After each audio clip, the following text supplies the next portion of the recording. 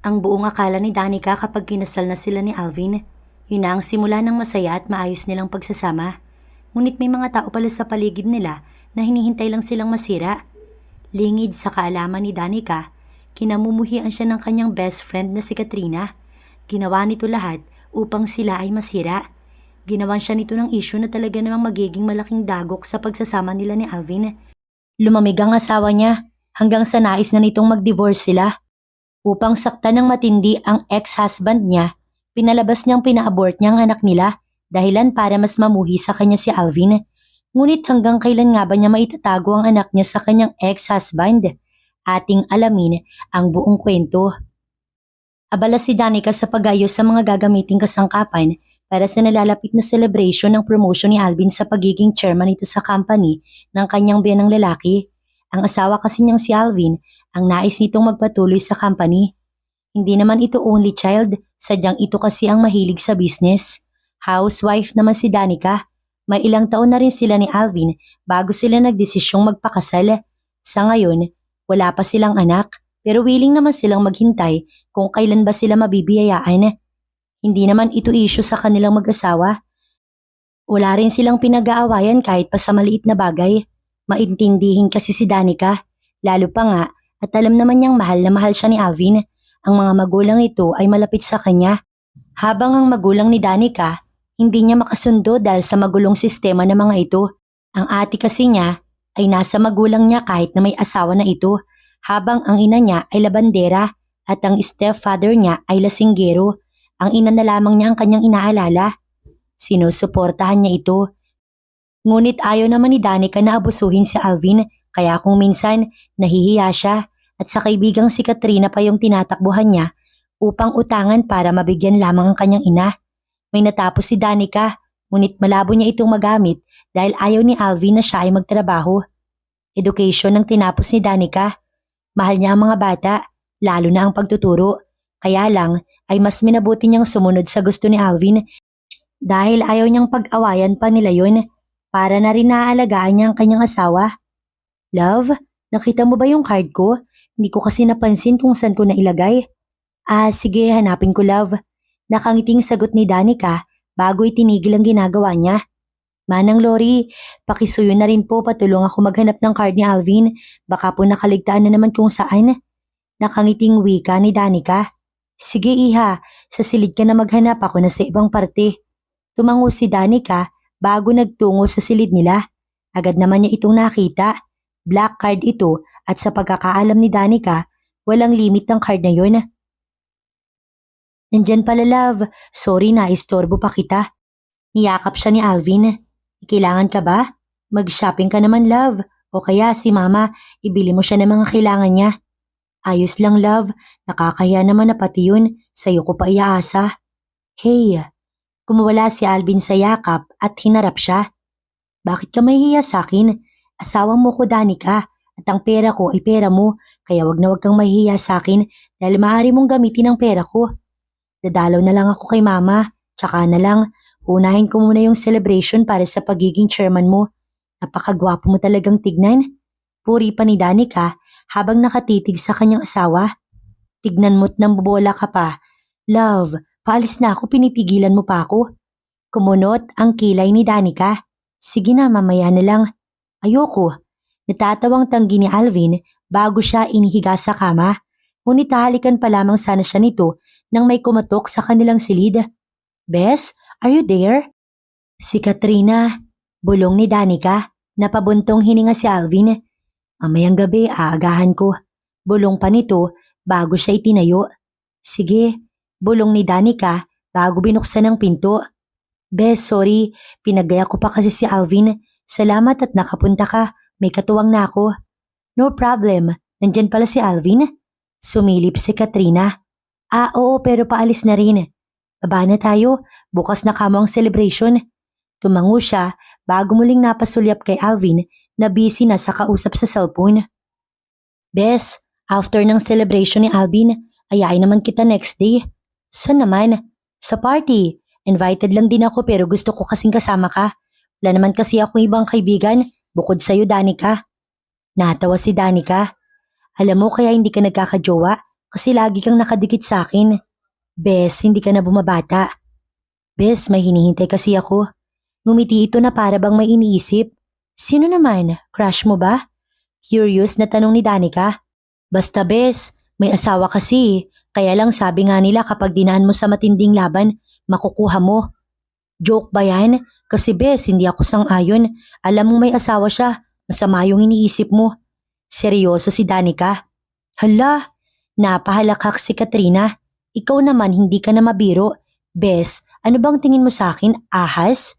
Naiiling pa ito. Never kong gagawin yon kasi alam kong hindi mo ko kukonsintihin. Para nakitang kapatid kaya ayoko magalit ka sa akin. Dapat lang, ayoko mapahamak ka Katrina. Ulila ka na sa magulang at wala namang pakialam sa iyo ang iba mong kapatid. In short, mag-isa ka na lang talaga sa buhay. Kaya lang nandito ako bes. Sorry ka pero ako yung magiging nanay at kapatid mo. Buti ka pa no? Bakit naman?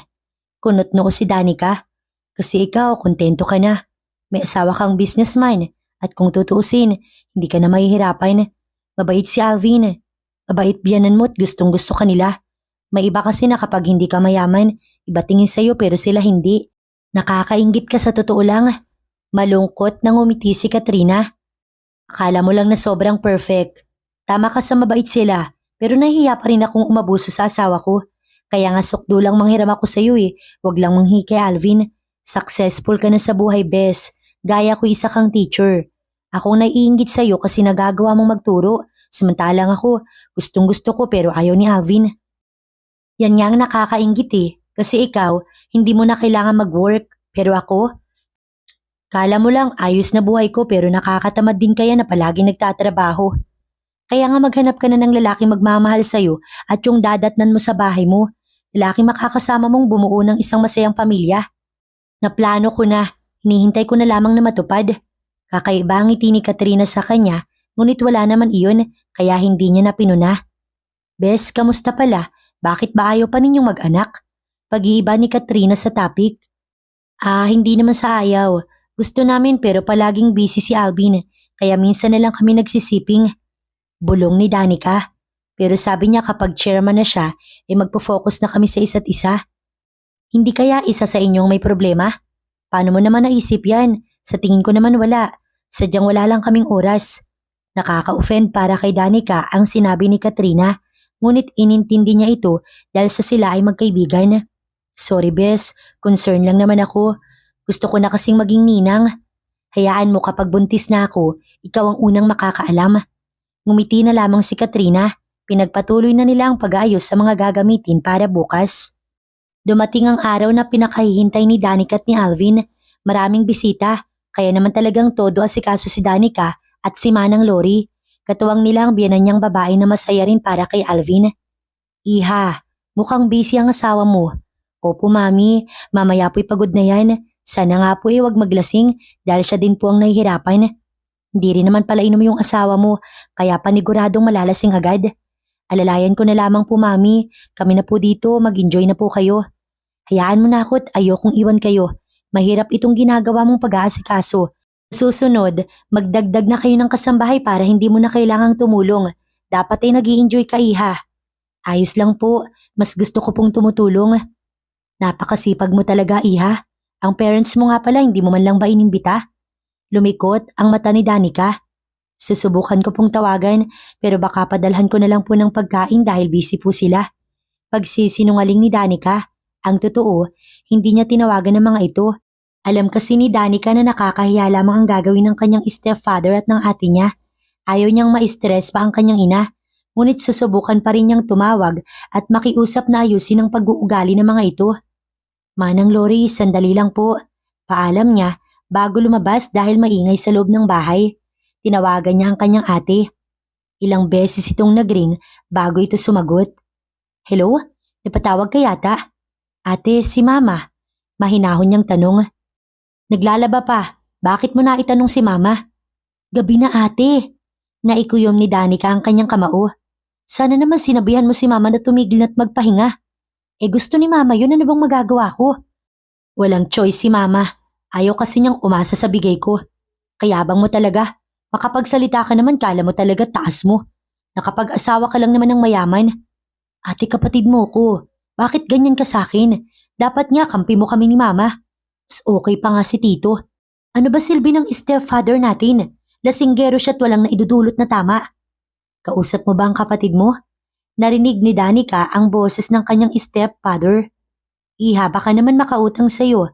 Wala na kasing, kung pang-inom ho, wala ko. Diretsahang sagot ni Danica. Napakatindi talaga ng anak mo. Kausapin mo namang magbigay. Siya itong meron, siya pa itong madamot. Reklamo pa nito. Bakit ba kasi tumawag ka? Alam mo naman mga ugali nito, Danica.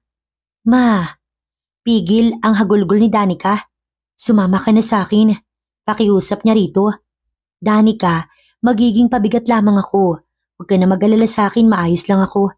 Anak, huwag ka nang magbibigay ng pera kasi kumikita naman ako. Bakit ba hindi mo sila maiwan? Kinakawawa ka nila. Magiging ina ka rin. Maiintindihan mo rin ako, anak. Sa ngayon, hindi mo pa talaga maiintindihan ng lahat. Ang ate mo yung iniisip ko. Paano siya kapag sumama ko sa'yo? May sarili na po siyang pamilya. Kung gusto nyo, pwede ko siyang tulungan. Kaya nga ayoko na, anak. Kasi aasa na lang ba kami sa'yo? May sarili ka ng pamilya, sige na, tama na, magpahinga ka na. Ma, kapag hindi mo na kaya, pwede kang tumakbo sa akin. Kapag inaapi ka dyan, magsabi ka lang at susunduin kita. Mariing napapikit si Danica. Hanggang ngayon, inaalala pa rin siya ng kanyang ina. Bumalik sa loob si Danica. Si Manang Lori nag-aasikaso pa rin, ngunit nawala na sa paningin niya si Alvin. Maging ang kaibigan niyang si Katrina, hindi niya na mahagilap. Sa tingin niya umuwi na ito. Manang Lori, umuwi rin po ba si Mami? Oo, sabi niya lasing na yung daddy ni Alvin, kaya inuwi na niya. Magpahinga ka na raw at hayaan ang mga bisita. Napangiti si Danica. Wala naman pong ibang mag-aasikaso kaya tayo na lang. Sagot niya bago tinignan ng iba kung may umiinom pa. Samantala dahil sa kalasingan, hindi na alam ni Alvin kung nasa na ba siya. Nagulat na lamang siya dahil biglang may humila sa kanya. Shh! Wala naman ang asawa mo. Nakangisi ang babae sa kanya. Hindi pa niya ito nakikilala kaya naman nakakunot ang noo niya. Alvin, ayos lang yan. Wala namang makakaalam. Katrina?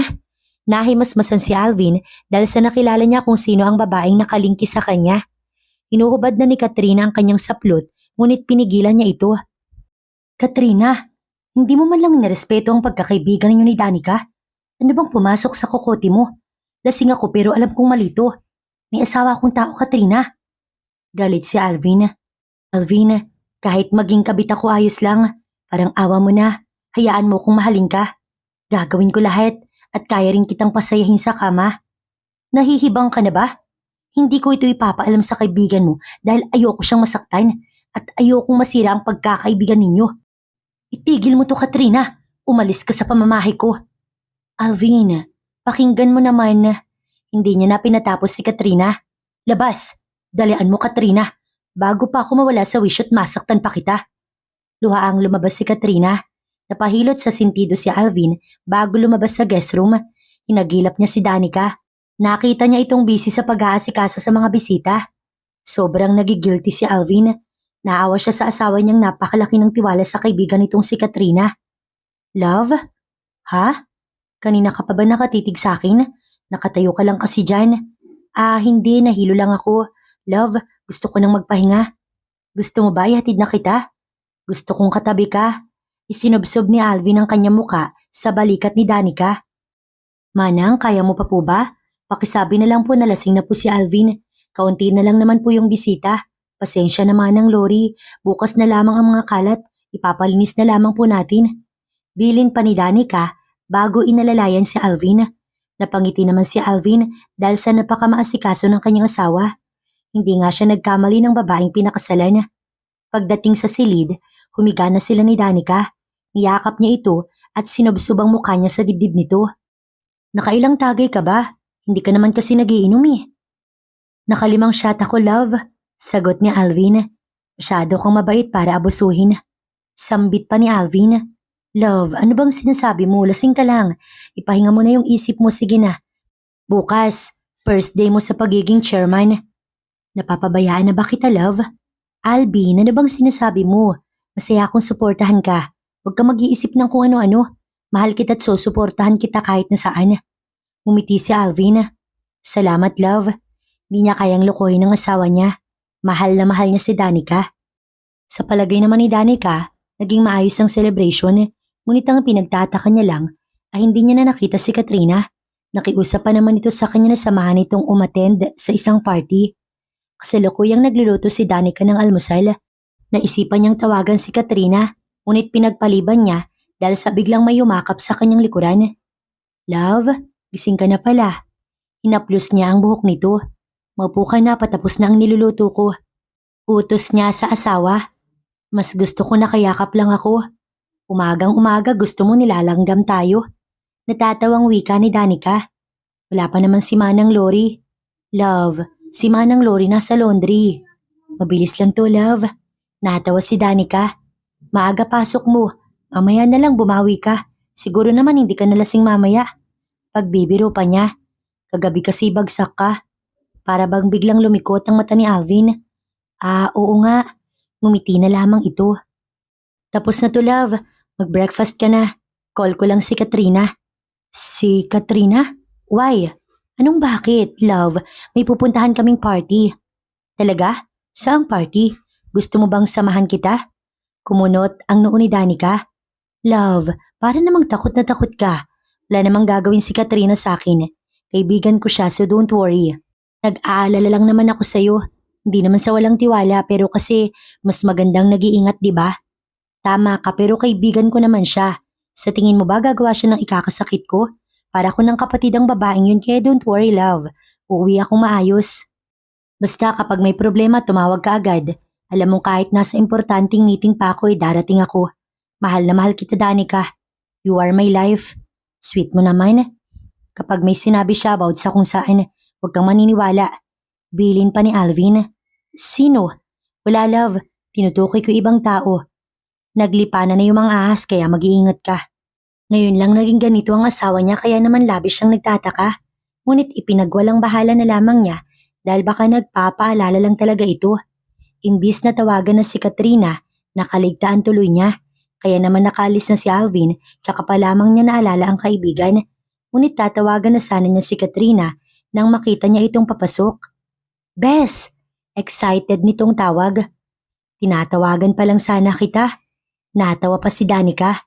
So, tuloy ba? Tanong niya pa rito. Oo naman, look at me. Napansin niya na nakabihis na ito. Sakto, pwede na ako. Tapos naman nagawain ko sa bahay.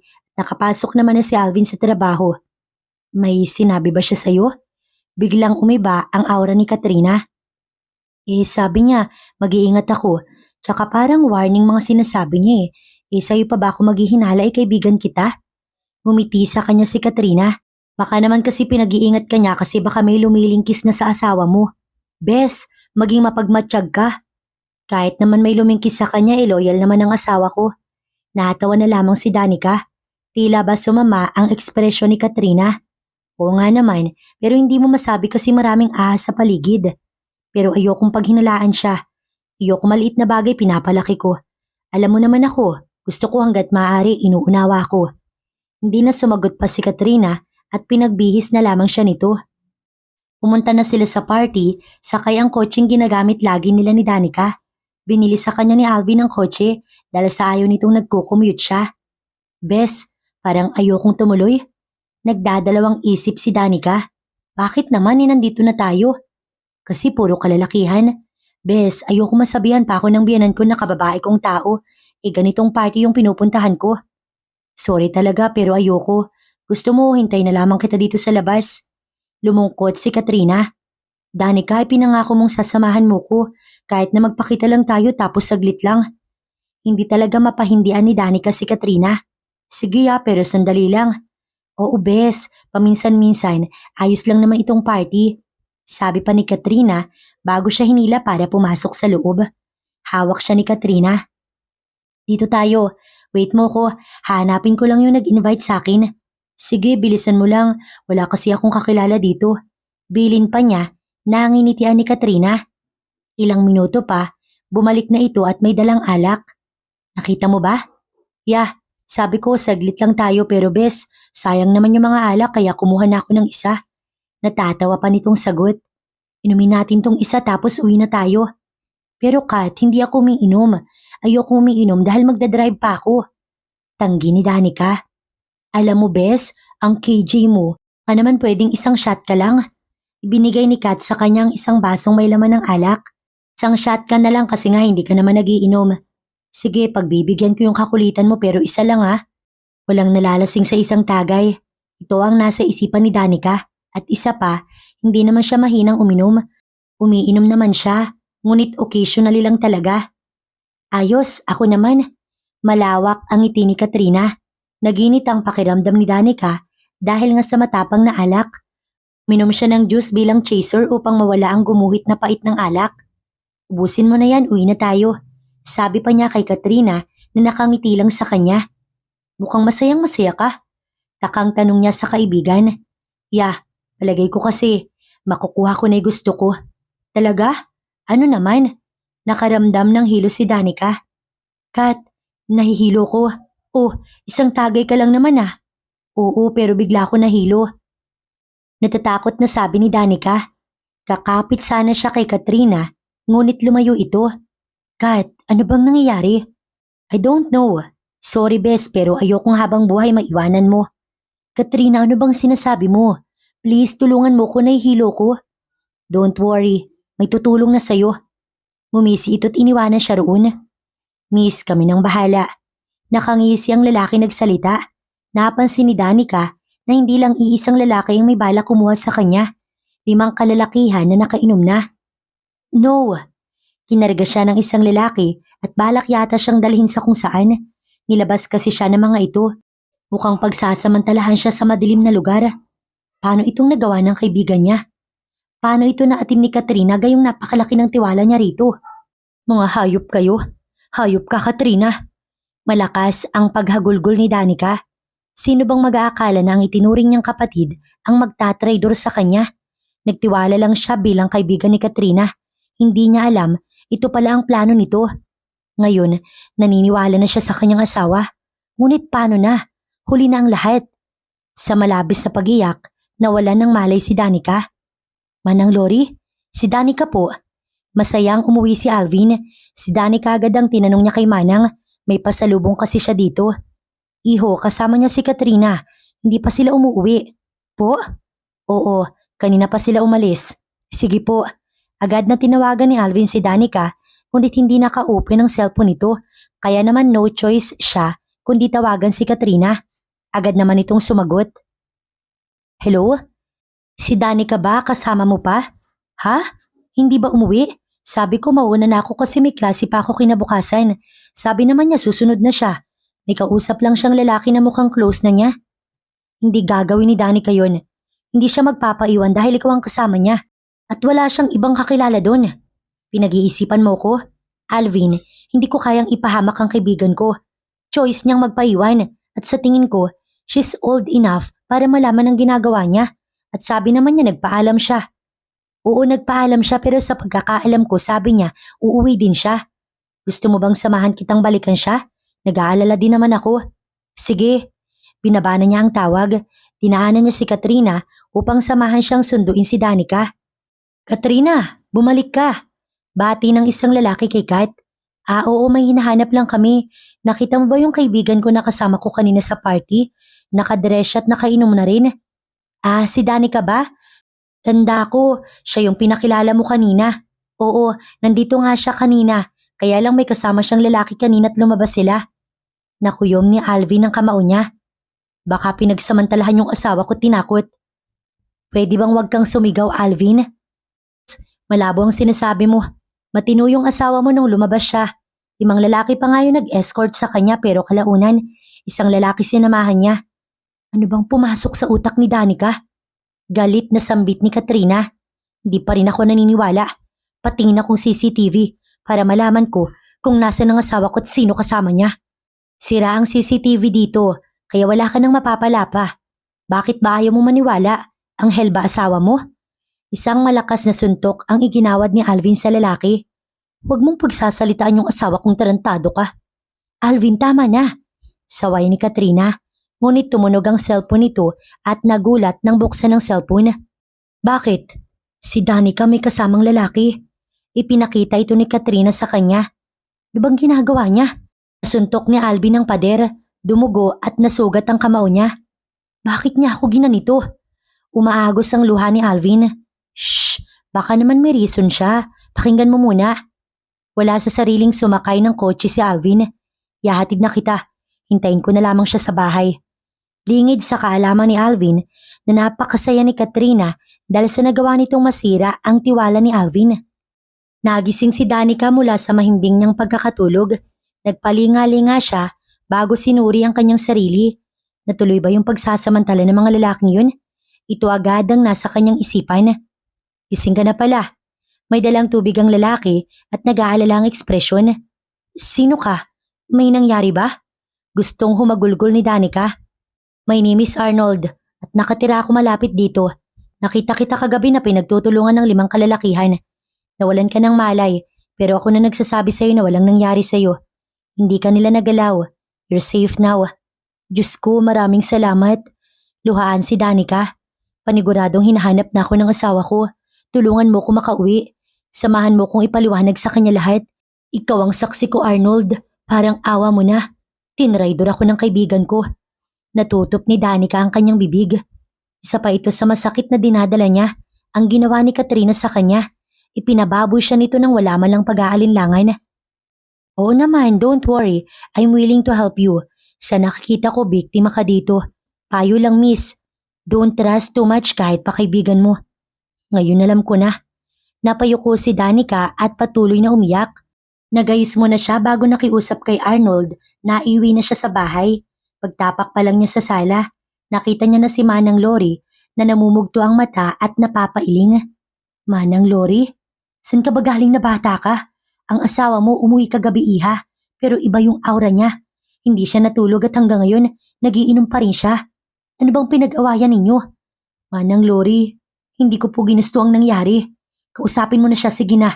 Nga pala, si Katrina, magdamagding nandito at hindi iniwan ng asawa mo. Nalilito na ako, iha, ano bang nangyayari? Agad na kumulo ang dugo ni Danica at hindi na sinagot si Manang Lori. Sinugod niya si Katrina sa silid nila ni Alvin. Katrina! Danica? Nandito na pala siya. Biglang tumaas ang kilay ni Katrina. Tignan mo, Danica, yung ginawa mo kay Alvin. Minahal ka niya, Danica. Hayop ka. Sinugod ni Danica ang ahas niyang kaibigan. Sabihin mo na iinggit ka kaya siniraan mo ko. Gusto mo kong ipababoy. Alvin, love, pakinggan mo ko. Tumayo si Alvin habang lumuluha. Hindi totoo yung sinasabi mo. Inaya kitang umuwi pero tumanggi ka kasi magpapakamot ka sa iba. Sigaw ni Katrina. Alvin, yun ang lalaking sinamahan niya. Hindi maaninag ang mukha sa picture pero nasisiguro kung siya yung kausap ni Danica. Tinuro ni Katrina si Arnold, ang lalaking tumulong kay Danica. Sinungaling ka. Si Arnold ang tumulong sa akin. Tama na. Sigaw ni Alvin bago hinawakan ng braso ni Danica. Sobrang mahal na mahal kita. Kaya hindi ko mapaniwalaan lahat, Danica. Pakinggan mo muna ako. Pakiusap ni Danica. Enough with your drama, Danica. Don't play victim here. Mana ka sa ina mong hindi makontento sa isang lalaki. Pangiinsulto ni Katrina. Umalis ka na't hindi na kita kailangan. Madiing utos ni Alvin kay Katrina. At ikaw, bago pa ako hindi makapagtimpi, huwag ka nang magpapakita. Baling nito kay Arnold. Sa pag-aakala ni Danica na mag-uusap sila ni Alvin ng maayos ay umasa siya. Alvin, bukas na lamang tayo mag-usap. Ipahinga mo muna yung sarili mo. Umagang-umaga lasing ka. Sa tingin mo bakit? Luhaan si Alvin. Hindi naman siya nito sinasaktan, ngunit sa pinapakita nito, yun ang nakakasakit at nakakapagpalatay sa kanyang puso. Alvin, wala ka bang tiwala sa akin? Love, hindi ko gagawin ang bagay na yun. Mahal kita, Alvin, mahal na mahal kita. Sa tingin mo ba hindi kita mahal? Pagsubok mag-asawa ba to o talagang ginagago mo ko, Danica? Nagsusumamo si Alvin. Bakit? Bakit mo nagawa ang bagay na yun?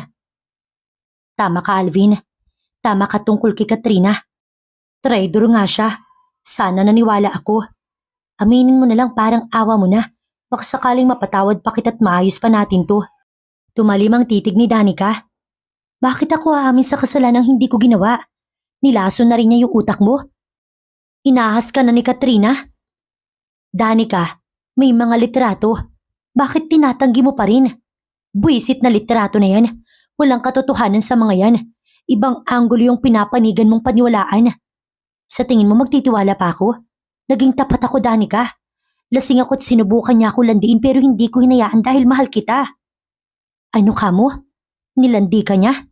Kunot ang noo ni Danica. Celebration ko sa promotion bilang chairman. Sinubukan niya, Danica, pero walang nangyari. Kaya nga binalaan na kita. Bakit hindi mo sinabi? Sana hindi na ako nagtiwala. Tumaas ang boses ni Danica. Bakit pinili mong itago? Kasi magkaibigan kayo. Asawa mo ko, Alvin. Sa tingin mo hindi ako maniniwala? Pagak na tumawa si Danica. Nakakatawa to. Akala ko alam ko lahat. Masyado ko naging tanga. At naniwala ko na kapag mabait ako, walang tatarantado sa akin. Hindi ko na alam kung saan patungo to, Danica. Kung talagang totoo yung sinasabi mong mahal mo ko, alamin mo muna sana lahat bago mo ko husgahan. Kasi kung may nakakakilala sa akin, ikaw yun, Alvin, dahil asawa mo ko. Ngumiti ng mapait si Alvin. Baka nga iba yung pagkakakilala ko sa'yo, Danica. Napaluhod si Danica habang lumuluha. Sana pinatay mo na lang ako, kaysa ginanito mo ko. Huling sambit ni Alvin bago lumabas sa kanilang silid. Ibinuhos lahat ni Danica ang iyak niya. Paano na sila? Nasira na sila ni Katrina. Lumipas ang 1 linggo, ngunit mukhang wala nang balak na matulog si Alvin sa kanilang bahay. Umuuwi lang ito para magpalit at kumain at pagkatapos, umaalis na ito. Kinamusta niya ito sa kanyang sekretary at ang sabi nito, sa opisina nga raw natutulog si Alvin. Sobrang sakit para kay Danica na lumamig na yung asawa niya sa kanya. Iha, ang pagkain mo, sige na. Mag-almusal ka na. Ilang araw ka nang walang maayos na tulog at kain. Natigilan sa malalim na pag-iisip si Danica. Manang Lori, magiging maayos pa kaya kami? Oo naman, bigyan mo lang siya ng oras na makapag-isip. Tumango na lamang si Danica at akmang susubo nang may maamoy siyang talaga namang nakapagpabaliktad sa kanyang sikmura. Iha, buntis ka ba? Magkakaanak na kayo ni Alvin. Iha, baka sa pamamagitan nito, maging maayos na kayo. Manang Lori, sana nga po. Hindi matago ang saya sa mukha ni Danica. Upang makasiguro, nagpiti na rin siya. Positive ang resulta kaya naman tuwang-tuwa si Danica. Hinintay niyang umuwi si Alvin. Love? Isang ngiti ang ipinakita niya kay Alvin, ngunit hindi siya nito pinansin. Buntis ako. Magiging ama ka na. Isang matalim na tingin ang binigay sa kanya ni Alvin. Balak mo pa talagang ipaako sa akin? Nakakatawa ka, Danica. Ipalaglag mo yung batang yan. Hindi ko matatanggap na nagkaanak ka sa ibang lalaki. Gusto ko nang makipag-anal, Danica. Hindi ko gustong ipagpatuloy ang relasyon na sinira mo mismo. Alvin, anak mo ang... Narinig mo ba'y sinabi ko? Sige, matapang na sagot ni Danica. Kung yan ang desisyon mo. Mukhang kailangan na nga muna niyang umalis at magpalakas. Walang mangyayari kung ipipilit niya ang kanyang sarili sa asawa niyang nilaso na ng ahas niyang kaibigan. Si Manang Lori, sobrang hindi matanggap na gano'n na lamang ang nangyari sa kanila. Ang mga magulang ni Alvin halos hindi makapaniwala at iniisip na pag-ayusin pa sila. Pero wala na talaga. Sumuko na si Danica. Pinangako niya na palalakasin niya ang kanyang sarili upang kapag muli niyang nakaharap si Alvin, magagawa na niyang patunayan na si Katrina ang may pakana sa lahat ng yun. Sa ngayon, ang ahas na kaibigan na muna niya ang panalo. Aalis ka na ba talaga? Opo, Manang Lori. Salamat po sa unawa sa akin. Kahit pa tinalikuran ako ng asawa ko at tinarador ako ng kaibigan ko, nandyan pa rin kayo para maniwala sa akin. Wala pong alam ang biyanan ko sa pinag-awayan namin, kaya hindi sila namumuhi sa akin. Alam kong malalaman din nila pero nakikiusap ako na bantayan po ninyo si Alvin. Maaring sa ngayon, nasasaktan pa siya. Kung hahanapin man po niya ako, pakisabi wag na. Tanga ko't hindi nag-iisip, kaya ito nangyari sa amin. Pakisabi na maging masaya siya, Manang. Pero ipinalaglag mo ba talaga ang bata? Hindi po ako masamang ina. Luhaan si Danica. Pero pakiusap, wag na wag po ninyong sasabihin na hindi ko tinuloy. Iha, mag-iingat ka ha.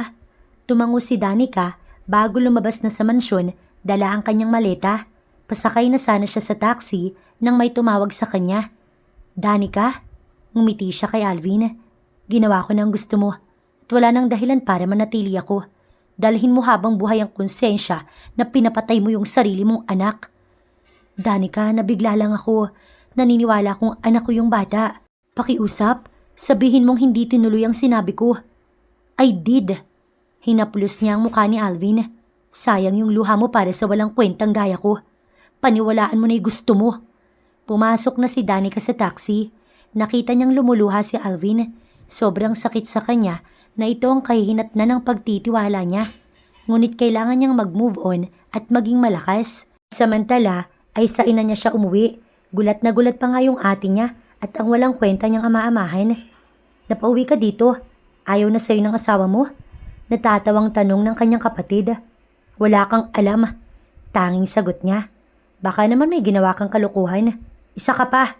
Baling niya sa kanyang stepfather. Nasilayan niya ang kanyang ina na pagod. Napansin rin niya ang pasa nito sa braso. Napauwi ka. Kahit na ganoon, nagawa pa rin itong umiti. Ngunit hindi maitago ni Danica ang sakit. Hindi niya magawang magsalita. Ngunit ang ina niya ay isang mahigpit na yakap ang binigay sa kanya. Ang batang ito talaga. Tinalikuran na ako ng asawa ko. Kayo po ba mama, tatalikuran din ako? Anak kita, talikuran ka man ng mundo. Akong ina mo, hinding-hindi yun gagawin. Drama nyo. Naiiling na sambit ng ate niya na binaliwala na lamang ni Danica. Sumama ka na sa akin mama. Parang awa mo na. Tulungan mo kung palakihin na magiging apo mo. Pakiusap ni Danica. Danica si Arnold, nandito na. Agad na bumaba si Danica upang puntahan sa baba si Arnold. Sa loob ng 5 taon, si Arnold ang naging katuwang nilang mag-ina. Mabait itong kaibigan at talaga namang nalapitan niya. Ninong ito ng 5 taon niyang anak na si Ali. Pumapasok na si Ali sa daycare kung saan siya nagtuturo. Pinili niyang pumasok sa daycare upang masubaybayan ang kanyang anak. 5 taon na pala. Napangiti si Danica at sinariwa ang lahat. Ngunit naputol yun dahil tawag na nga pala siya ng kanyang ina. Kaya isip niya baka mahulog pa siya sa hagdan. Arnold, ang aga mo naman.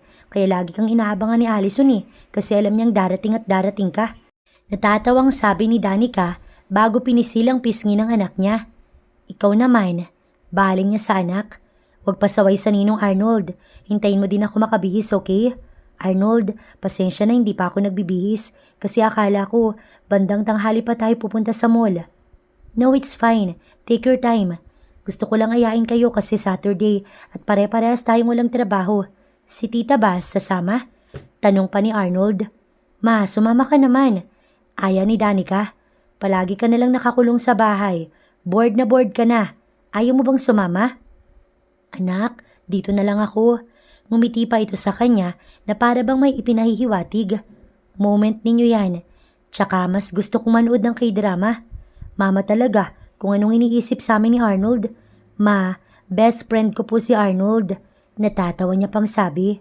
Hindi naman po porkit tumalis ako sa poder ni... Napalingon siya kay Allison na kalaro ni Arnold. Sa poder po ng ex-husband ko, maghahanap na po ako ng iba. Alam mo naman lahat mama, mahal ko po yung asawa ko. Sadyang nasira lang po talaga kami ni Katrina. Hanggang ngayon, sariwa pa rin ito sa alaala at puso ni Danica. Maituturing na ikaw pa rin ang asawa anak.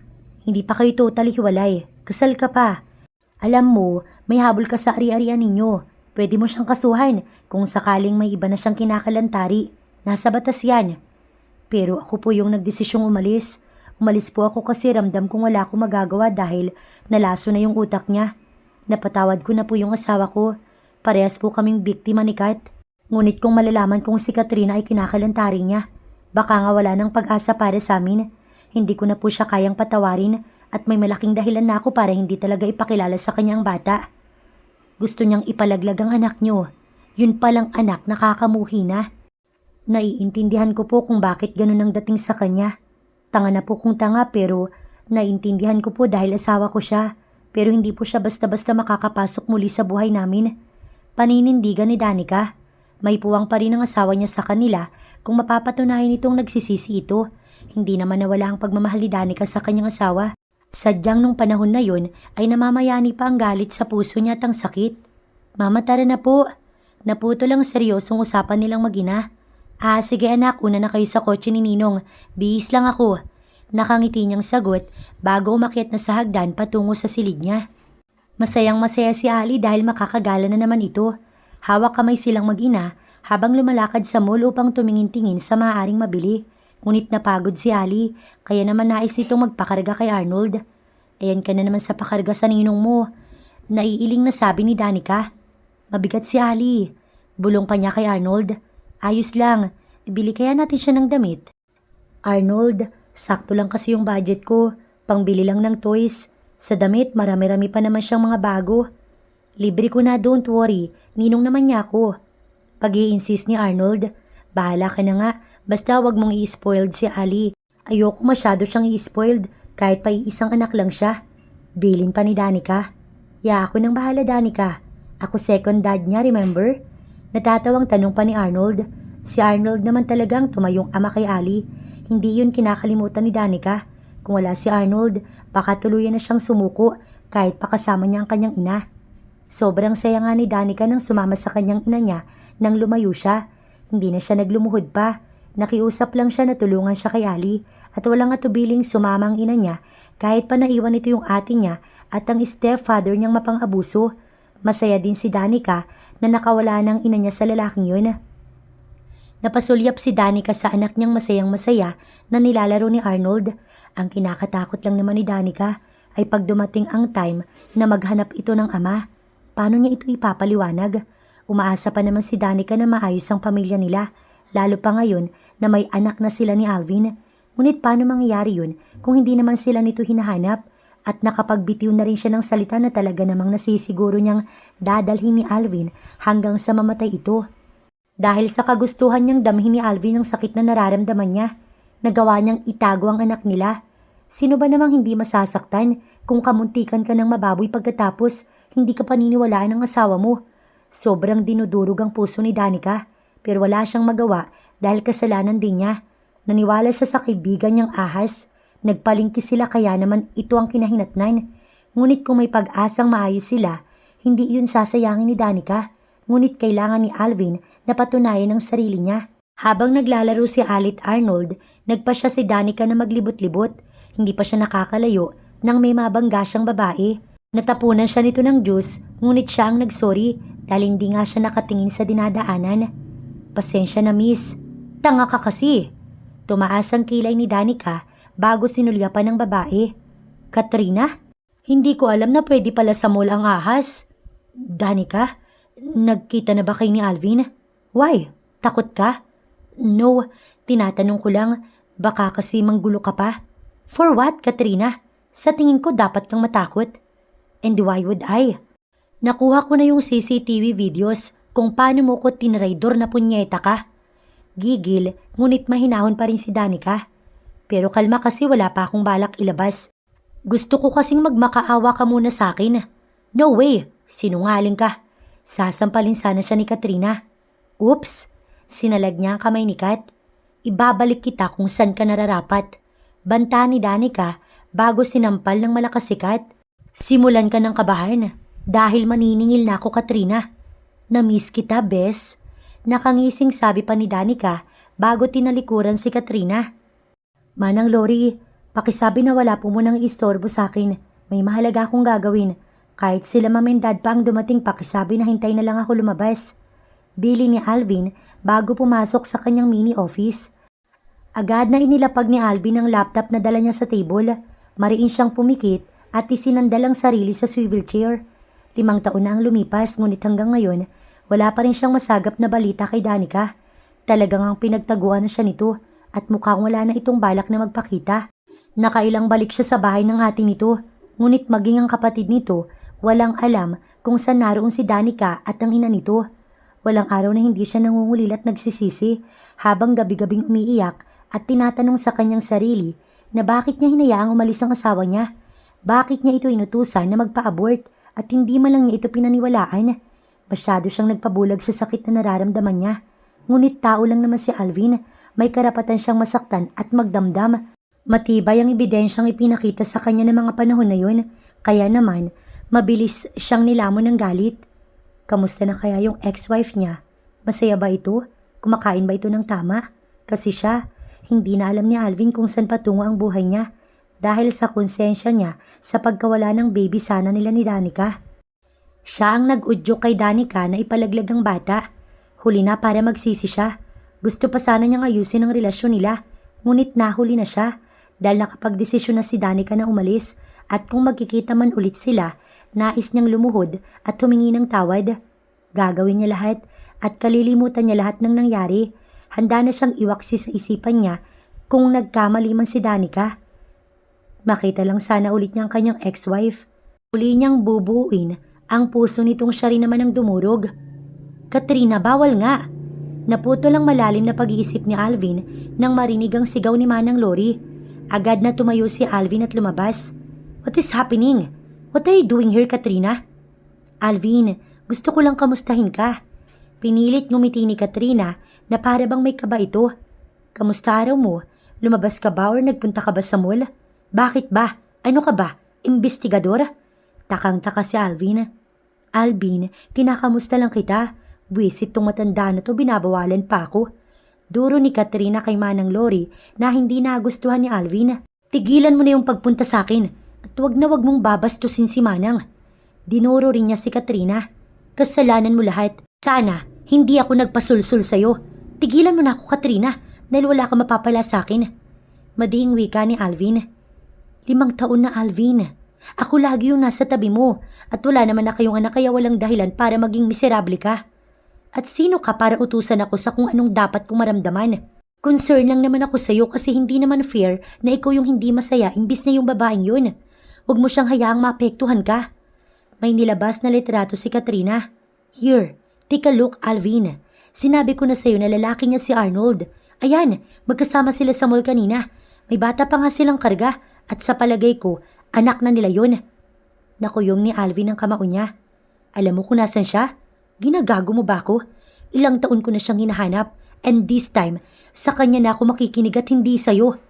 Galit na umalis si Katrina habang si Alvin naman nakatitig lang sa litrato. Iho, marami ka pang mga bagay na hindi alam. Sa tingin ko, maaari pang maayos ang pamilya ninyo. Ipakita mong totoo ka at baka sakaling mapatawad ka ni Danica. Payo sa kanya ni Manang Lori. Nakauwi na sila Danica. Pagod si Ali, kaya pinaubayan niya na ito sa kanyang ina upang mapatulog na ito. Danica, sorry for asking this. Pero sino pala yung babae kanina na nakatapon sa'yo ng juice? Tanda mo pa yung sinasabi kong kaibigan kong ahas at traidor? Nakabangga ko siya. Nakita ko siya, Arnold. Ang liit ng mundo para sa aming dalawa at sa tingin ko'y ganun din kay Alvin. Sa tingin ko, si Alvin na ang susunod kong makikita. Hey, ginulo ka ba ni Katrina? Gusto mo bang ipahuli na natin siya? Malakas ang ebidensyang nakuha natin laban sa kanya at malilinis mo na rin ang pangalan mo sa asawa mo. Ayaw mo bang magkaayos na kayo? Masaya ako kapag nangyari yun. Malungkot nang umiti si Danica. Masakit pa rin na yung taong akala kong hindi ako tatalikuran ang siya pang humusga't tumalikod sa akin. Hanggang ngayon ay may pain pa rin kahit pasabihin kong naiintindihan ko kasi nga nalason siya ni Katrina. At isa pa, Arnold, 5 taon na ang lumipas. Natatakot akong malaman na sila na ni Katrina. Sa tingin mo sila na? Maaaring hindi, Danica. May mga bagay na hindi madaling itapon. Gaya na lang ng wedding nyo, kasal pa rin kayo.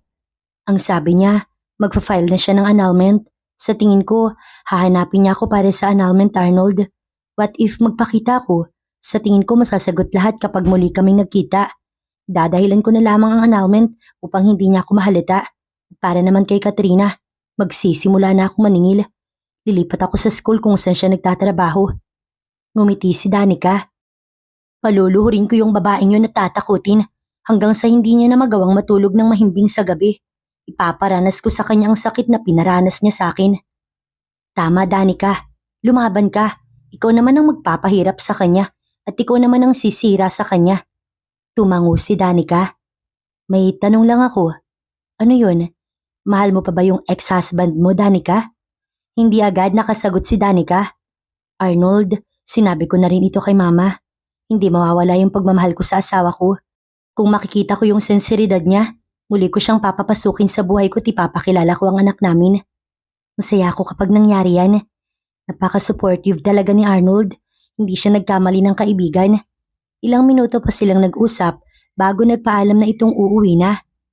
Hapon na rin naman kasi at nasulit naman ang gala nila sa mall. Sa ngayon ay pinag-iisipang mabuti ni Danica ang mga magiging hakbang niya. Una, lilipat siya sa school kung saan nagtuturo si Katrina. Pangalawa, ay magpapakita na siya sa ex-husband niya. Ang anak naman nilang si Ali ay mananatili sa school na pinapasukan nito. Nakahanda na si Danica kung ano ang mga kahihinatnan. Kung masasaktan man muli siya, hindi na siya magtataka. Ang mahalaga lang, malinis niya ang kanyang pangalan at makapag-confess si Katrina sa talagang ginawa nito upang malinis niya ang pangalan niya kay Alvin. Hindi na ako makapaghintay. Sambit ni Danica bago siya napangiti habang ini-imagine ang magiging ekspresyon ni Katrina. Pinalipas lamang ni Danica ang ilang araw upang maayos ang paglipat niya sa school kung nasaan ang ahas at traidor niyang kaibigan. At dumating na nga ang araw na yun. Hindi na mapakali si Danica habang si Arnold todo paalala at payo naman sa kanya, ngunit ang suporta nito ay nasa kanya. Mama, hindi ka na po sasabay sa akin? Ibang school ka na po? Tanong ni Ali. Nalungkot ang anak niya. Anak, mas malaki kasi yung sahod sa new school na papasukan ni Mama. Si Lola naman ang maghahatid sundo sa'yo, pero magbabanding pa rin naman tayo anak. Paliwanag ni Danica. Sige po, pati po ba si Ninong Arnold makakasama ko pa? Oo naman anak, hindi naman mawawala si Ninong Arnold sa tabi natin. Yay! Sige na, sama ka na kay Mama, papasok na rin ako anak. Hinagkan siya ni Ali sa pisngi. Pag-uwi ni Mama may pasalubong ako sa'yo. Sige po Mama. Nauna si Danica na lumabas. Magbabas lang kasi siya kaysa mag-taxi. Mas tipid kasi ang bus. Dumiretso muna siya sa principal's office bago nagtungo sa room na tuturuan niya. Sa mga bata pa rin siya magtuturo kaya nalulungkot siya na maiwan sa ibang school si Ali. Ngunit para ring ito sa safety ni Ali. Alam niya ang room ni Katrina at talaga namang tadhana ang naglalapit sa kanila. Dahil kabilang room lang niya ang classroom nito, bago dumiretso sa kanyang room, dumaan siya kay Katrina. Hello, Bes. Malawak ang ngiti niya sa ahas na si Katrina. Akala ko hindi ko magagawang makalapit sa'yo. Mabuti na lang, tinuruan mo ako maging wise, my friend. Tignan mo, ginagaya ko na style mo. Mabuti nga, Bes, excellent talaga ang background ko, kaya kahit sang school, tinatanggap ako. Salamat sa'yo, Kat. Pinalakas mo ko. What are you doing here? Sigaw nito na para bang nahihibang. Hey, tignan mo natatakot ang mga bata. Kalma ka lang, nag-uumpisa pa lang tayo. Gusto ko makita na lumuluhod ka sa harapan ko. Hinding-hindi mangyayari ang bagay na yun. Akala mo natatakot ako sa ginagawa mo? Walang ebidensya sa akin. Pwede kong itanggi yan. Sa tingin mo maniniwala sila sa malanding tulad mo? Sabi ko, tigilan mo yung pagsigaw at pagsasalita mo ng masama. Gusto mo patanggalan kitang lisensya? Nakakaawa ka, Katrina. Imbis na umamin, pinipilit mong hugasan ng kamay mo. Kasi wala naman akong ginawa. Minahal ko lang naman si Alvin. Mas kaya kong higitan ng pagmamahal mo. Huwag ka na magpapakita sa kanya. Banta sa kanya ni Katrina. Oh, sino ka para utusan ako? Actually, bala ko makipagkita So paano ka? Natawa si Danica. Sa tingin ko, hindi mo na malilingkis yung asawa ko. Pagak na natawa si Kat. Asawa mo? Excuse me, ex-wife ka na, wag kang tanga. Kasal pa rin kami, Katrina. Hindi ka updated? Hindi pa niya na-file ang annulment. Walang annulment na naganap, Katrina. Kawawa ka naman pala. Napailing-iling si Danica. Sige na, at nasasayang yung oras ko. Kapag handa ka ng lumuhod, katabi ko lang naman yung room mo. Pwede mo kong puntahan. Natatawang tumalikod na si Danica at pumasok sa room niya. Galit na galit si Katrina. Bakit pa kasi ito bumalik? Bakit bigla na lang itong naging matapang? Samantalang kilalang kilala niya si Danica. Isa lang itong mahinang babae na utu-uto. Napakadali lang nitong malinlang. Ngunit ngayon, ibang-iba na ito. Hindi pa nga niya napapaamo si Alvin ay bumalik na to. Napasabunot si Katrina sa kanyang sarili. Hindi ako papayag na hayop ka. Sigaw nito habang nakatitig ng masama sa salamin. Napangisi si Katrina habang pumapasok sa ideya niya ang mga bagay na maaaring makapagpahinga sa dati niyang kaibigan. Tinawagan niya ang ate nito. Hello? Sino ba to? Busy ako. Matatalo pa ako sa ginagawa mo Bungad nito na sa palagay ni Katrina ay nagsusugal na naman ito. Bakit hindi kaya kayo mag-reunion mag-iina? May ipapagawa ako. Sino ba to? Si Katrina. Tanda mo naman siguro ko. May ipapasa ko mga litrato at may iutos akong gagawin mo. May bayad to, wag kang mag-alala. Hindi ka malulugi. Napangisi na parang baliw si Katrina. Tulungan mo kung sirain yung kapatid mong haliparot kay Alvin. Hindi ka nalugi dahil yan naman ang gusto mo, di ba? Baliw ka ba? Kapatid ko pa rin si Danica. Iisa kami ng ina, boba.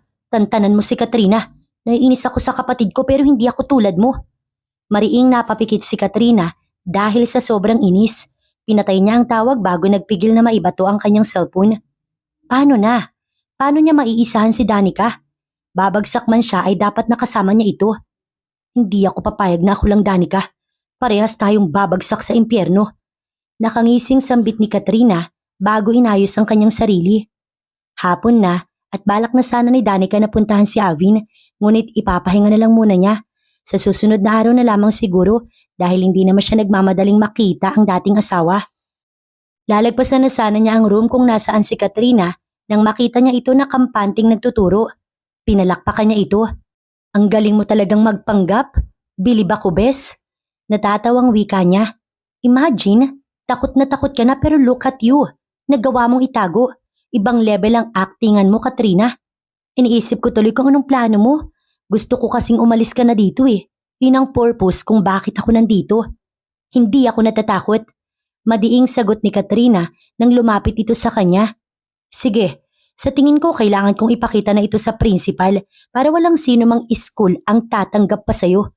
Iisipin nila na kung kaya mong gawin sa akin, ano pa kaya sa mga bata? Hindi mo gagawin yan. Nauutal na sambit ni Kat, kaya naman napangiti si Danica. Para bang musika sa pandinig niya ang natatakot nitong boses. Bakit hindi? Punta na ako sa principal's office. Lalakad na sana siya nang hawakan siya sa braso ni Katrina.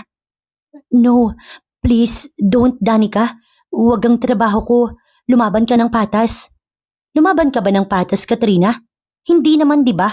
Tinraidor mo ko at pinababoy mo ko. Namnamin mo yung sakit, Katrina. Kulang pa yan. Wala pa ako sa kalagitnaan kung saan makikita kitang humihimas ng rehas. Ako na lang ang kusang aalis sa trabaho. Natawa si Danica. Sige, bukas gusto ko, wala ka na dito. Tinapik ni Danica ang balikat ni Kat bago siya lumakad palayo. Sa kabilang banda, may awa pa rin siya sa nasira niyang kaibigan, ngunit tinatagan niya upang mabigyan ito ng leksyon. Mama, niyakap agad ni Danica ang anak niyang si Ali. Na-miss kita, Mama. Sa Saturday po ba gagala po ulit tayo? Tanong ni Ali na agad niyang initian. Opo, ibibili ka ulit ni Mama ng toys. Pero Mama, marami na po akong toys. Gusto ko po sanang ibigay sa ibang bata para may magamit silang toys. Sobra-sobra na po ang toys ko. Tama nga ang pagpapalaki niya sa anak niya. Napakabait na bata. Hinagka niya si Ali. Si Lola pala, nasaan po? Nasa kitchen po, Mama. Sige, dito ka lang muna mag-play, anak, ha? Kausapin ko lang si Lola. Paalam niya kay Ali bago nagtungo sa kusina. Oo, nandyan ka na pala. Kadarating lang po, Mama. Kamusta po siya sa school? Hindi po ba siya pasaway kahit hindi na ako ang teacher niya? Mabait na bata ang anak mo. Marunong siyang mag-adjust at makaintindi kahit na bata pa si Ali. Ikaw ba, kamusta? Lagi siguro kayo nagbabangayan ni Katrina. Natawa si Danica. Kung alam mo lang, Mama, mukhang takot na takot siya. Pero ipapakulong mo ba siya? Uli lang lubos na si Katrina. Ikaw ang naging pamilya niya. Napabuntong hininga si Danica. Kaya nga po hindi ko sukat akalain na magagawa niya akong traidorin dahil lang sa napangasawa ko si Alvin. Dahil lang sa mayaman si Alvin? Ang babaw na dahilan pa rin. Gusto ko siyang turuan ng leksyon, Mama. Dapat siyang makulong dahil nasa batas yun. Masakit man sa akin, wala akong magagawa. Dahil sa inggit niya, maaari pa rin niyang magawa yun sa iba. Sa totoo lang, napakaswerte ni Danica. Hindi natuloy ang planong pagpapababoy ni Katrina sa kanya. Ngunit paano kung natuloy yun? Baka nasa mental hospital na nga siya dahil hindi niya kakayanin. Ayoko lang na masobrahan ka, anak. Hindi pa rin dapat gantihan ng masama ang gumawa sa'yo ng masama. Sa panahon natin ngayon, wala na pong tanga. Wala na pong ganyan na hindi gumaganti. Inaabuso po kasi kapag binabaliwala. Alam ko naman, anak, pero sa tingin ko dapat si Alvin na yung kinakausap mo upang magkaliwanagan na kayong mag-asawa. Ex po, Mama. Pagtatama ni Danica. Kahit magkaliwanagan po kami sa ngayon, sa anak ko po muna yung focus ko. Pwede naman, Iha, basta makausap mo siya ng maayos. Malalaman at malalaman niya, anak. Walang lihim na hindi nabubunyag. Tumango si Danica. Lumabas na siya sa kusina. Bakit na sana siya sa hagdan patungo sa silid upang makapagbihis na siya namang may magtawag sa labas nila? Kinabahan si Danica dahil sa familyar ang boses. Hindi rin iyon boses ni Arnold at wala silang usapan na pupunta si Arnold. Danica, nilabas niya ang tumatawag at laking gulat niya nang si Alvin ang sumisigaw sa labas. Alvin? Danica? Luhaan si Alvin. Ang tagal kitang hinahanap. Niyakap siya nito. Sobrang nangungulila ako at sobrang nagsisisi na hinayaan kita. Nalaman kong parehas kayo ni Katrina ng school na pinapasukan, kaya naman sinundan kita paglabas mo. Sinundan ko yung bus na sinakyan mo, Danica. At dito ko dinala na makita kitang naglalakad papasok sa kanto. Danica, all this time nandito ka lang pala. Akala ko nagpakalayo-layo ka na. Alam kong hindi totoo yung sinabi ni Katrina na may anak kayo ni Arnold. Hindi makapagsalita si Danica. Sabihin mong hindi totoo, Danica. Danica, bumalik ka na, magsimula muli tayo. Sa tingin mo ganun kadali? 5 taon, Alvin. 5 taon akong nagdurusa dahil sa hindi mo ko pinaniwalaan. Danica, parang awa mo na. Aayusin ko lahat. Mama? Mama, sino po yung lalaking yan? Kaibigan po ba siya ni Ninong Arnold? Ninong? Kunot ang noo ni Alvin habang patuloy sa pagluha. Anak, sino ba ang bisita? Natigagal ang kanyang ina. Alvin? Ako nga po. Mama, tulungan niyo po kung mapabalik si Danica. Nais ko pong mabuo yung pamilya namin. Luhaan pa rin si Alvin. Ang batang ito po. Anak ko po ba siya? Nagsinungaling po ba si Danica sa akin? Hindi niya talaga pinalaglag ang bata? Si Danica ay hindi pa rin makapagsalita. Nauna na kasi ang luha niya kaysa ang magpaliwanag. Bilang ako yung ina ni Danica, sige iho. Gusto mong malaman lahat? Tatagan mo yung loob mo. Mama, gustong pigilan ni Danica ang kanyang ina. Kung hindi mo sasabihin sa kanya, kailan pa Danica? Karapatan niyang malaman lahat at baka sakaling matauhan siya. Tumalim ang tingin ng ina niya kay Alvin. Bilang ina, sobrang nasasaktan ako na pinagbintangan ka nila sa kasalanang hindi naman ikaw ang may gawa. Sinabihan kang malandi kahit wala namang katotohanan yun. Pasensya ka na po kay Lola, pero kailangan mo ding malaman lahat. Ngunit apo, hindi mo na sa usapan ng matanda. Makikiusap si Lola. Pwede bang pumasok ka muna sa kwarto mo? Sige po. Nagtataka man ang anak ni Danica, sumunod pa rin ito. Ngayon Alvin, sasabihin ko na sa'yo. Sumulyap muna sa kanya ang kanyang ina. Anak mo si Allison. Hindi totoong pinalaglag ni Danica ang bata. At sa tingin mo kaya niyang gawin yun sa anak niyo? May pagkatanga ka kahit na mas edukado kang tao kaysa sa amin. Patawarin niyo po ko. Hayaan mo muna ako makatapos. Hindi kaya ng sorry lang yung sakit na dinulot mo sa anak ko. Kung nasaktan mo yung anak ko, sa tingin mo hindi ako nasasaktan? Mas triple Alvin ang sakit na nararamdaman ko sa tuwing iniisip ko kung bakit naging magulo ang buhay ng anak ko, kahit na nagtiwala lang naman siya. Kung sana una pa lang sinabi mo na yung ginawa ni Katrina sa'yo, baka hindi kayo dumating sa punto na to pero nangyari na eh. Nandito na kayo. Ang sa akin lang sana, inalam mo muna. Mama, hindi. Hayaan mo ko, Danica. Mama mo ko kaya alam ko yung sakit na dala mo hanggang ngayon. Bumaling ang ina niya kay Alvin. Alam mo ba yung litrato na yun? Hindi yun totoong sumama siya sa isang lalaki. Pinababoy siya ni Katrina sa 5 lalaki, Alvin. Nilagyan ni Katrina ng pangpahilo yung inumin niya ng isang shot. At pagkatapos, plano pala siyang sirain ni Danica dahil sa inggit. Ang tinutukoy mong lalaki ni Danica ay si Arnold. Alvin, si Arnold yung tumulong kay Danica kaya hindi natuloy yung pagsasamantala sa kanya. Napahagulgol si Danica. Napamura si Alvin sa mga nalaman nito habang awang-awang nakatitig kay Danica. Hindi ko alam. Hindi ko inalam. Ngayon sabihin mo sa akin kung anong kasalanan ng anak ko para parusahan ninyo. Nagtiwala lang siya, Alvin. Hanggang ngayon, iniintindi niyang nalason ka ni Katrina pero Alvin naman. Asawa mo si Danica. Tama na po, Mama. Baka po atakihin pa kayo. Kahit tumuluha, nagawa ni Danica na pakalmahin ang kanyang ina. Sapat na pong manalaman niya. Sumulyap siya kay Alvin. Kung gusto mo ng katibayan, maghintay ka dahil ako yung maniningil kay Katrina. Ako ang magpapakulong sa kanya. Makakaalis ka na, Alvin. Narinig mo na yung totoo. Danica, Alvin ngayon hindi na muna. Kay Ali ako nakafocus. At huwag kang mag-alala. Hindi kita siniraan sa kanya. Papakilala kita. Pero hindi ko ibibigay ang anak ko sa'yo. Danica, wala akong balak kunin si Ali. Gusto kong maayos natin lahat. Alvin, pakiusap wag muna ngayon. Tumango si Alvin. Danica, gagawin ko lahat. Babalik ako, Danica, parang awa mo na wag mo kong itaboy. Free kang pumunta, Alvin. Karapatan mo yan. Tanging sagot ni Danica bago isinara ang pinto. Ma, kumalma na po muna kayo. Ang mahalaga naman ay nasabi na ang totoo. Pagpapakalma ni Danica sa kanyang ina. Tahan na po, ayos na po ako, Mama. Anak, labis ako nasasaktan. Kaya sumama ko ng walang alinlangan dahil alam kong kaya ni ate mo na wala ko. Malakas na babae yung ate mo pero ikaw, anak. Salamat po. Napahagulgol si Danica. Salamat po sa paggabay, Mama. Salamat sa pagsama sa akin. Sa walang sawang pagmamahal, kahit kailan hindi niyo po ako hinusgahan. Nagyakap silang mag-ina. Anak, kausapin mo na si Ali. Naguguluhan yung anak mo sa mga oras na to. Hinaplos ng kanyang ina ang buhok niya. Ipakilala mo na yung ama niya. Tumango si Danica bago kumala sa yakap at pinuntahan ng anak niyang si Ali sa silid nito. Kumatok muna siya bago pumasok. Ali, pwede ka bang makausap ni Mama? Mahinahon niyang tanong. Nakita niya ang anak niyang nakatalukbong. Mama, wala na po ba yung lalaki nagpayak sa inyo ni Lola? Natatakot po ako sa kanya. Baka po may gawin siyang masama.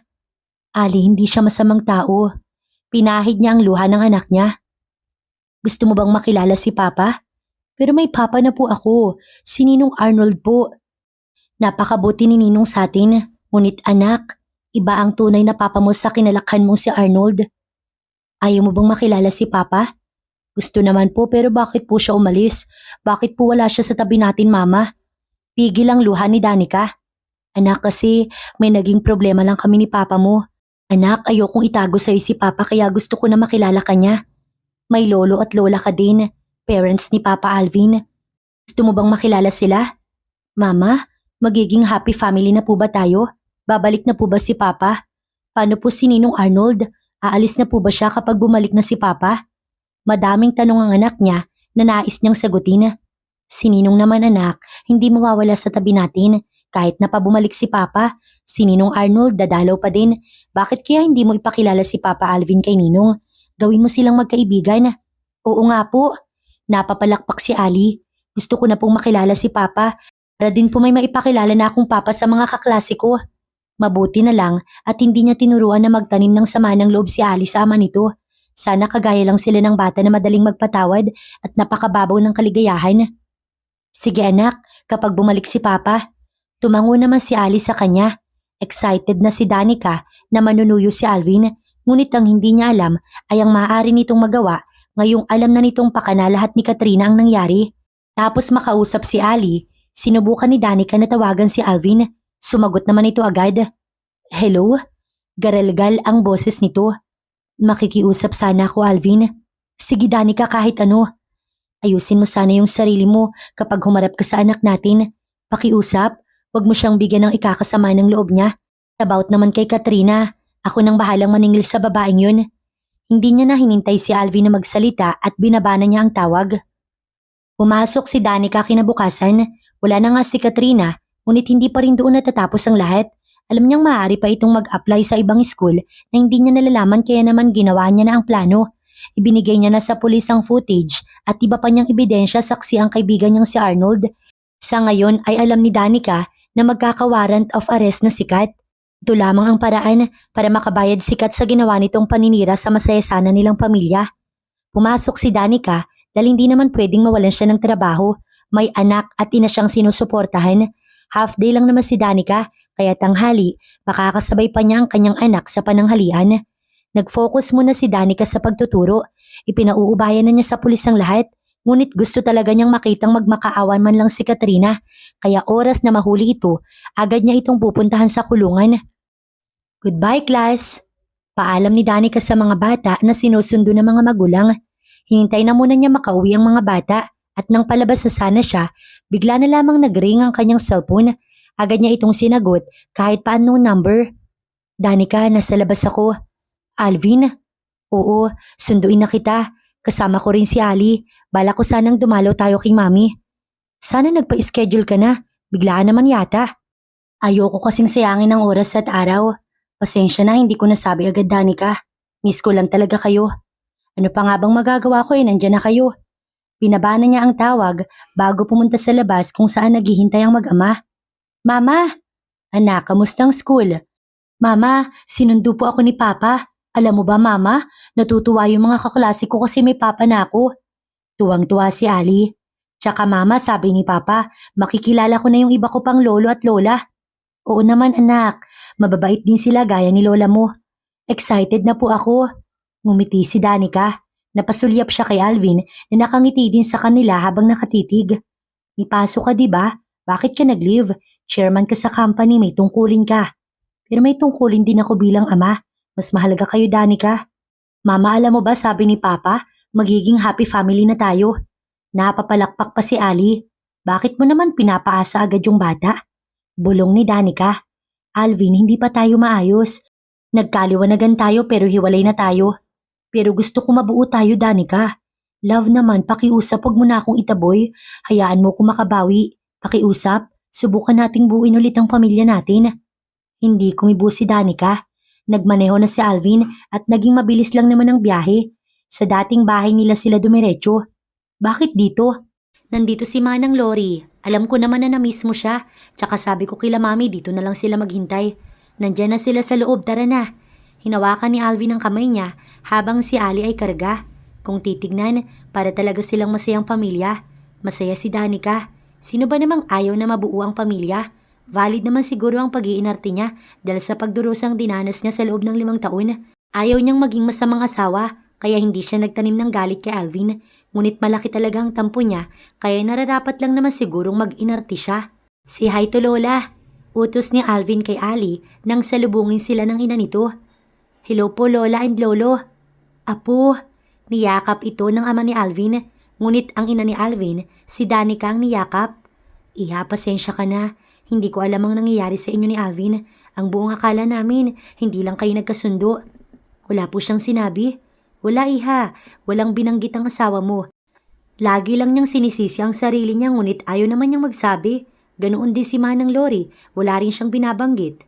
Sumulyap si Danica kay Manang Lori at ngumiti. Ngiti ng pagpapasalamat na hindi ito naging madaldal.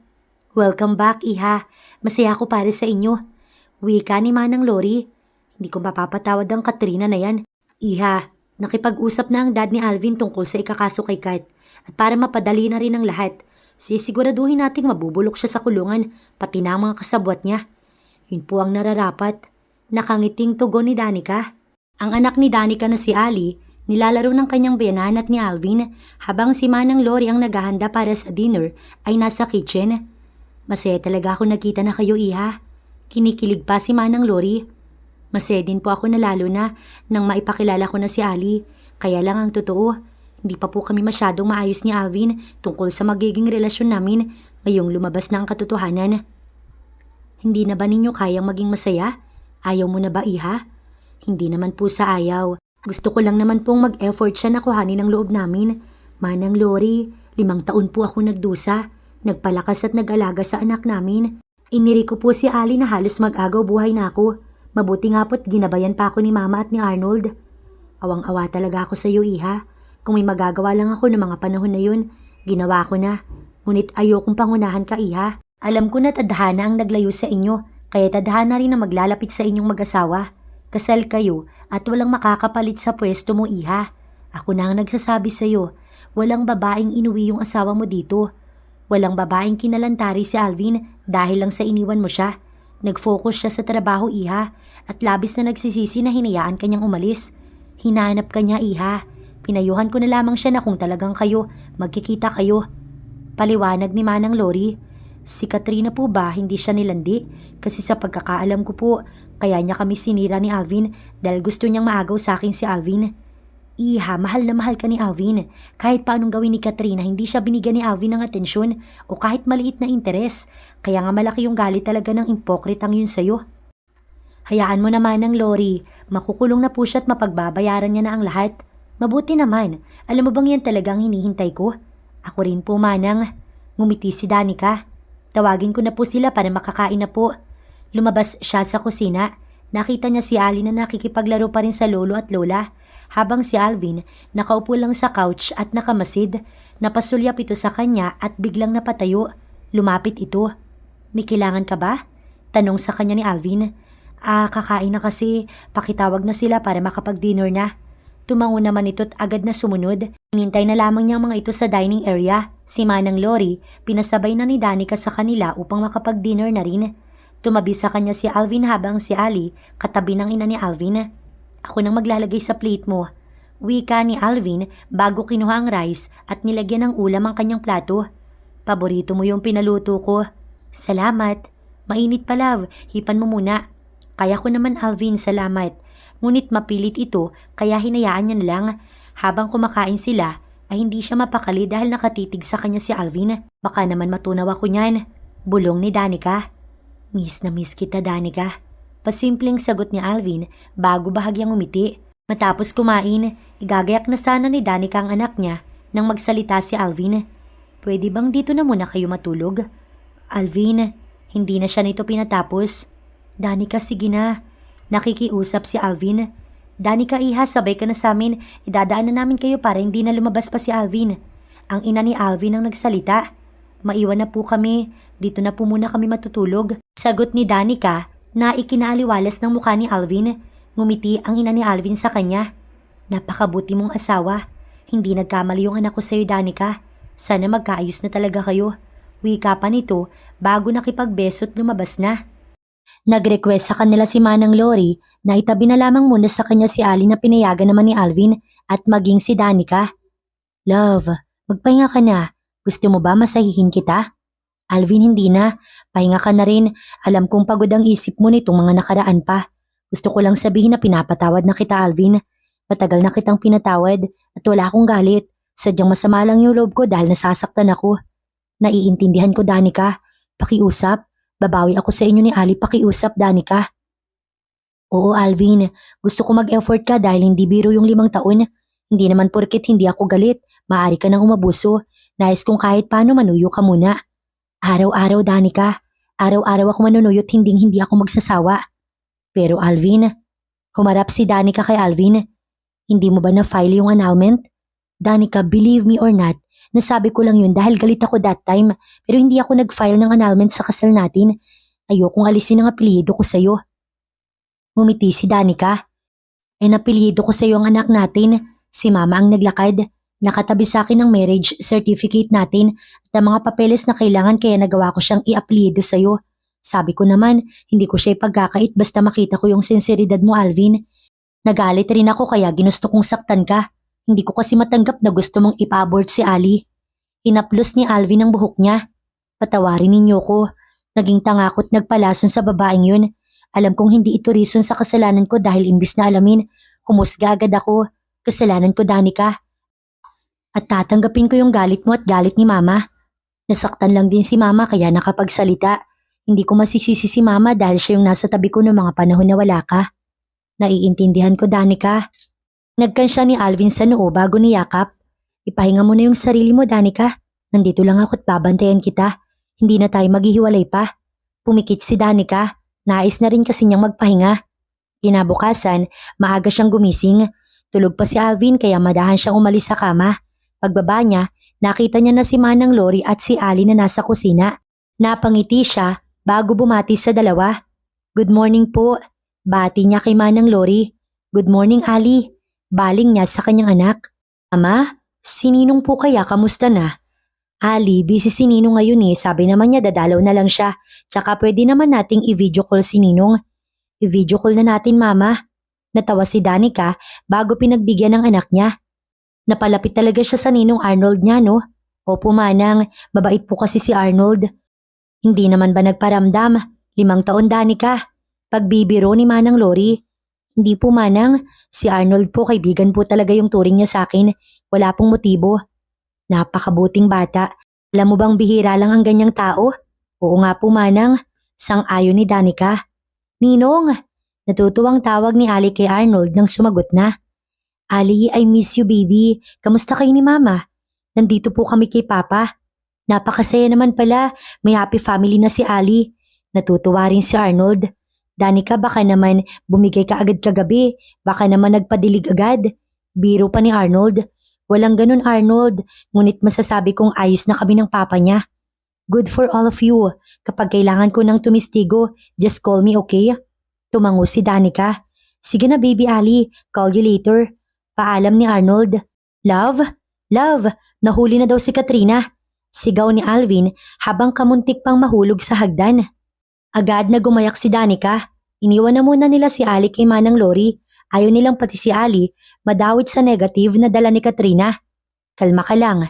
Hinawakan ni Danica ang kamay ni Alvin.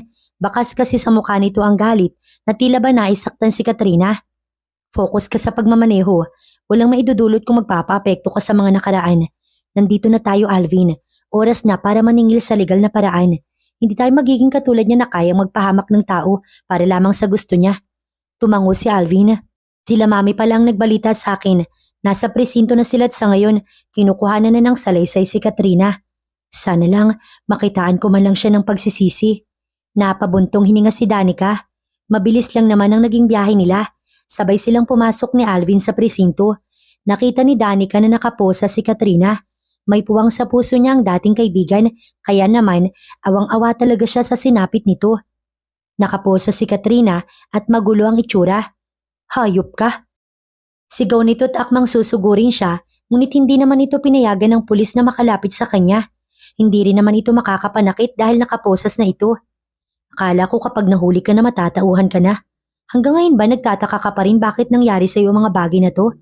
Karma to, Katrina. Digital na ang karma kaya dapat sana bago mo inahas ang asawa ko at bago mo kami nilingkis, nag-isip ka na. Tama lang sa'yo lahat ng nararanasan mo. Sana talaga hindi na kayo nagkaanak. Sana hindi ka na bumalik pang malandi ka. Don't you dare, Katrina. Ang ina ni Alvin ang sumagot kasabay ng panduduro nito. Pinagkatiwalaan ka naming lahat. Kung gusto mong umangat, magsumikap ka. Sa tingin mo ba porkit naghiwalay silang mag-asawa, gugustuhin ka na namin? Mali ka, Katrina, at hindi lahat ng gusto mo nakaayon sa'yo. Sayang ka, iha. Naiiling naman ang ama ni Alvin. Pinagkakaisa ninyo kung mga buwisit kayo. Sana kapag nasa kulungan ka na, maisip mo yung mga maling desisyon mo. Sana kahit paano maalala mo yung mga pinagsamahan nating Kat. Kasi ako sobrang nanghihinayang ako. Pinapatawad na kita, pero wala na tayong dapat pang pagsamahan. Bibitiwan ko na ang friendship natin. Matagal ko nang binitiwan ng lahat, Danica. Wala akong pinagsisihan sa mga ginawa ko. Masaya ako makitang sira ang buhay mo. At kung may pagkakataon ako, isasama ko sa hukay ang anak mo. Susugod sana si Alvin, ngunit pinigil ito ni Danica. Nilapitan niya si Katrina at malakas na sinampal. 5 beses na sampal at kahit na pinipigilan siya ng mga pulis, hindi siya nagpatinag. Wag na wag mong idadamay ang anak ko. Madiin niyang wika. Sana magising ka sa sampal na tinamo mo. Sana malog yung utak mong buwisit ka. Matalim ang titig ni Danica kay Katrina habang luhaan siya. Pagak na tumawa si Katrina. Gustong gusto kong makita kang umiiyak. Ang iyak mo ay musika sa tenga ko. Malakas na humalakhak si Katrina. Ako ang bangungot mo, Danica. Pahabol pa ni Katrina. Kamuntik matumba si Danica sa labis na panghihina. Mabuti na lamang nasa po siya ni Alvin. Tuluyan nang nakulong si Katrina at talagang nilamon na ito ng demonyo dahil sa wala man lang itong ipinakitang pagsisisi. Wala kang kasalanan, Danica, kaya ikampante mo yung puso mo, iha. Ang mama niyang nagsalita. Kasalukuyan silang nakauwi na sa kanilang tinitirahan. Inihatid sila ni Alvin. Ang ina ni Alvin ang nag-aasikaso para hindi na magawa ni Katrina na ito ay makatakas, habang sila naman ni Alvin nakapag-usap na tungkol sa mangyayari dahil tapos na ang lahat. Si ate, nalaman kong hindi siya nagpasulsul kay Katrina. Kahit paano, nalaman kong mahal niya ako bilang kapatid.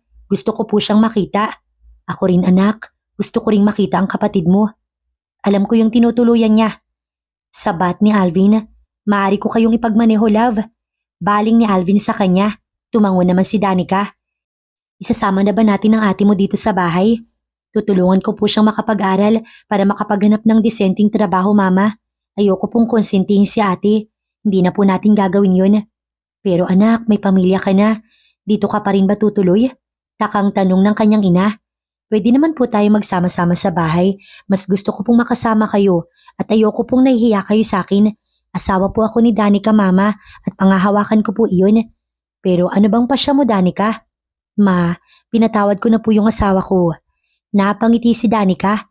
Handa na siyang magbigay ng panibagong chance. Magsasama na po ulit kami kasama po si Ali. At sana po, pumayag kayo na kasama namin kayo. Mama, pangako po, hindi ko nasasaktan pa si Danica. Araw-araw ko po silang liligawan ni Ali. Nakikiusap si Alvin sa kanyang ina. Alam mo, iho, wala naman akong tutol sa gusto ni Danica. Mabait ang asawa mo, Alvin, kaya sana pahalagahan mo siya. Payo ng ina ni Danica bago ngumiti sa kanilang mag-asawa. Mama, I got new toys. Binigay po ni Ninong Arnold. Nandyan ba si Ninong Arnold? Tanong ni Danica bago napasulyap sa pinto. Napangiti siya nang masulyapan si Arnold na nakangiti din sa kanila. Di ka nagsabing pupunta ka. Surprise ko. Congrats pre. Inabot ni Arnold ang kamay nito kay Alvin. Masaya ako makitang buo na kayong pamilya. Pasensya na sa mga nasabi ko noon, Arnold. Pasensya na dahil napagbintangan pa kita. Matagal na yun pre. Ingatan mo sana yung inaanak ko at syempre ay tong best friend ko. Oo, makakaasa ka. Ninong, ang pogi ni Papa ko, no? Natawa naman si Alvin at Arnold. Pero pogi din, Ninong. Parehas kayong pogi ni Papa. Napakabibo mo talaga, anak. Kinarga ni Alvin si Ali. Nag-thank you ka na ba kay Ninong sa binigay niyang toys? Opo, Papa. Good anak, sige na mag-play ka na muna kasama si Lola. Binigay na ni Alvin ang anak nila sa ina ni Danica. Lilipat na ba kayo? Tanong ni Arnold kay Danica.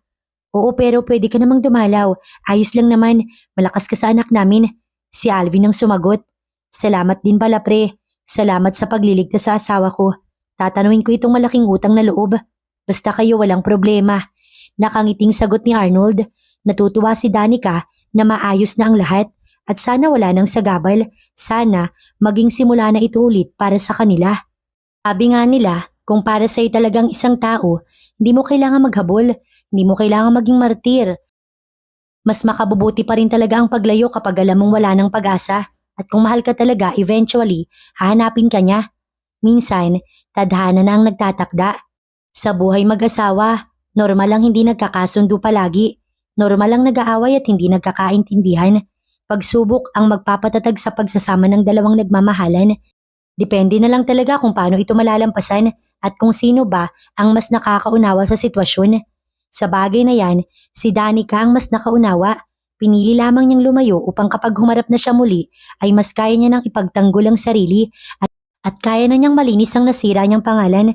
Hindi naman pagsuko ang pag-alis. Minsan, ito ang nagiging dahilan para lumakas ang isang tao. Dahil kung mananatili siya sa asawa niyang nalaso ng isipan, hindi ito matatauhan. Valid ang reason ni Danica na itago ang anak niya kay Alvin. Valid ang sakit na naramdaman niya at ang naging pag-iinarte niya. Ngunit hindi naman ibig sabihin wala nang puwang si Alvin sa puso niya. Mahal niya si Alvin kahit na ilang taon pa silang nagkahiwalay, hindi basta mapapalitan ng kung sino ang mahal niyang asawa. Love, parang ang lalim yata ng iniisip mo. Napukaw ang atensyon ni Danica. Napasulyap siya sa asawa niyang bigla na lamang sumulpot. May naalala lang ako, love. Sagot naman ni Danica. Tungkol saan, love? Care to tell me? Makikinig ako.